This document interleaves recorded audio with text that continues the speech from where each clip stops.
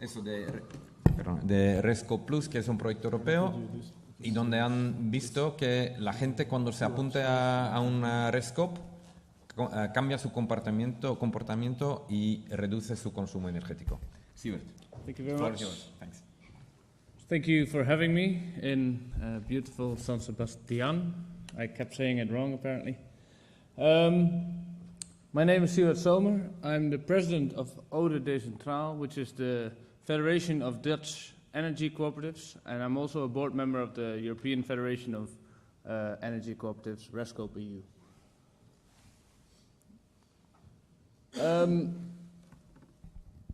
You're all here today, and this is not something new.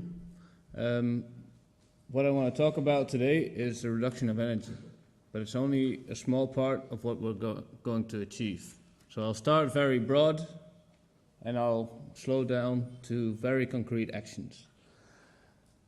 Well, we all know this. We're living in a time of crisis.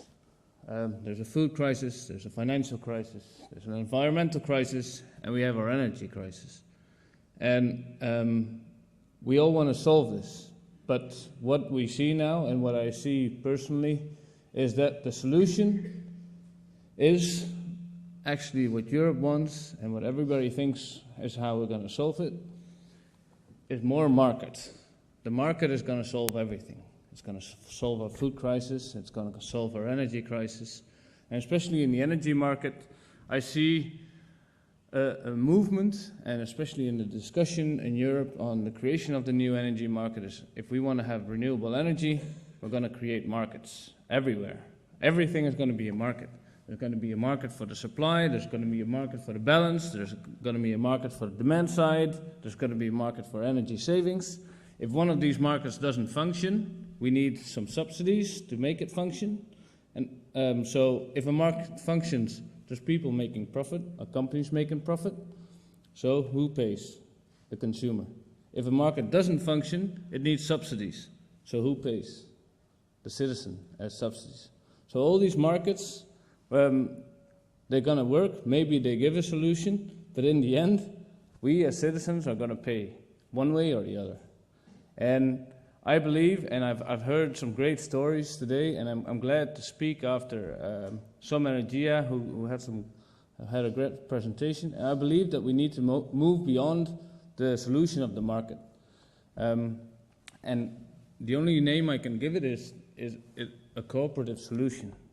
I've heard other terms saying a post-capitalist solution, or the sharing economy, the network economy. But every time I come back, I think the cooperatives already invented this. So let's call it a cooperative solution. And I see this in the energy market is where, and I have to apologize because this philosophy and this idea how this is going to work has not matured. And we're going to do a project for 3 years, and by the end I hope that it matures. But I see the first signs already, is that we as cooperatives are going to control the whole value chain. Instead of cutting everything up in separate markets and act as a capitalist on these markets. I'm a chairman also of a big wind cooperative, and we're very social, and we're very cooperative and democratic, and we have members, and we want to function as a cooperative. But once we've built our wind turbine and we're very cooperative with the neighborhood and with our members, we have to sell the electricity to the market. And there, we function as a capitalist. We squeeze out the guy who buys our energy. And it's also, I read a lot of philosophy and a lot of theory on cooperatives and how to improve. It's also a criticism on the Mondragon cooperative.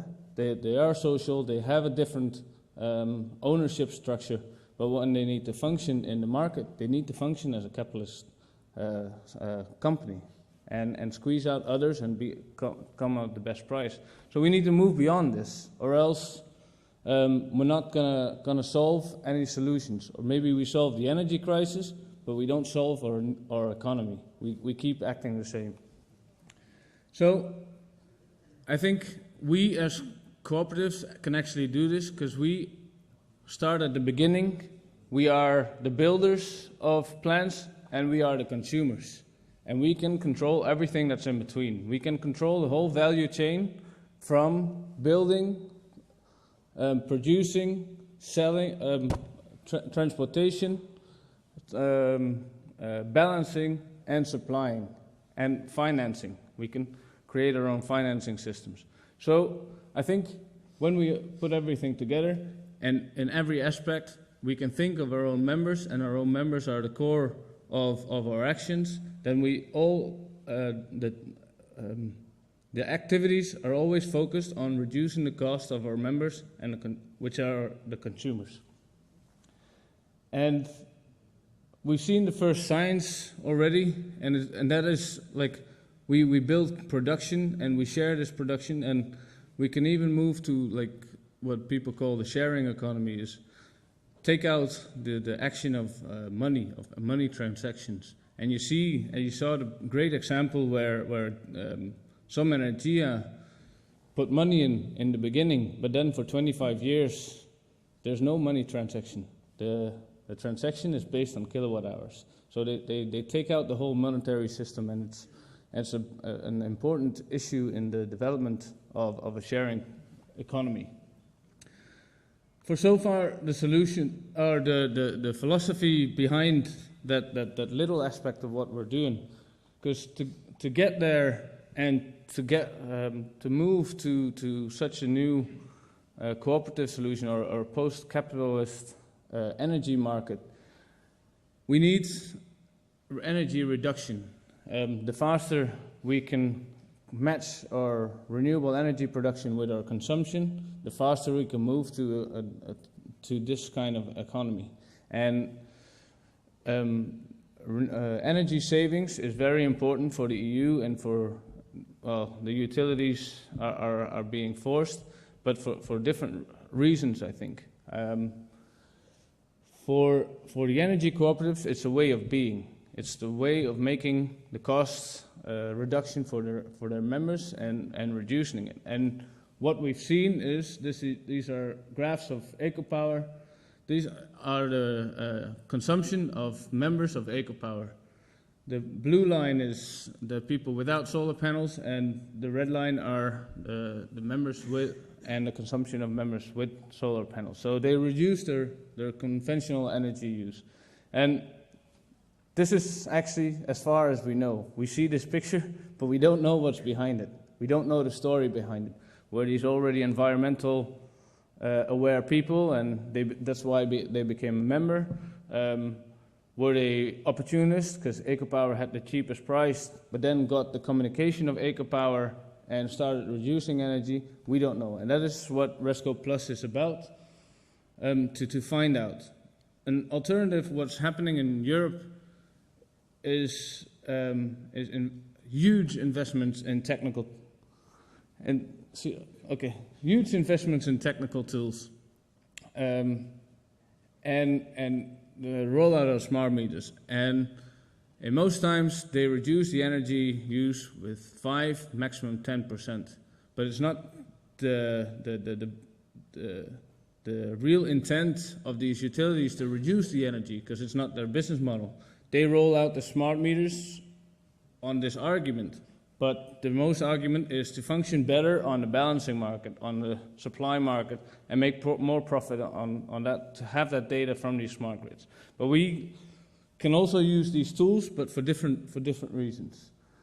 And that's what we're going to do in Resco Plus. It started 3 months ago, and now we're researching these activities of Rescopes, and the University of Twente and the University of Greece are researching the data to see what actually is happening on rational energy use in these cooperatives.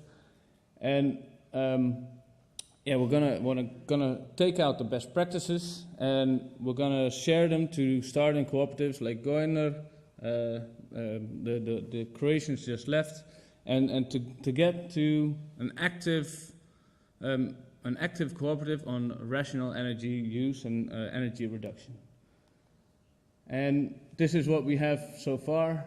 This is a whole, we're going to make a toolbox, and this toolbox has different drawers with different compartments So people can say, I want to do something with energy engagement. EcoPower, this is the package of EcoPower. I want to do something with a technical tool. EcoPower as energy ID.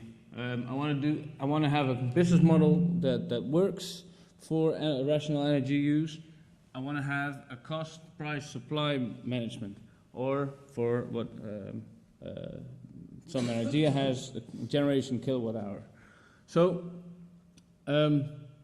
keep following us, keep following Resco PU, and see what these matches are, and learn from other and stronger Rescopes in Europe. Thank you very much. Thank you.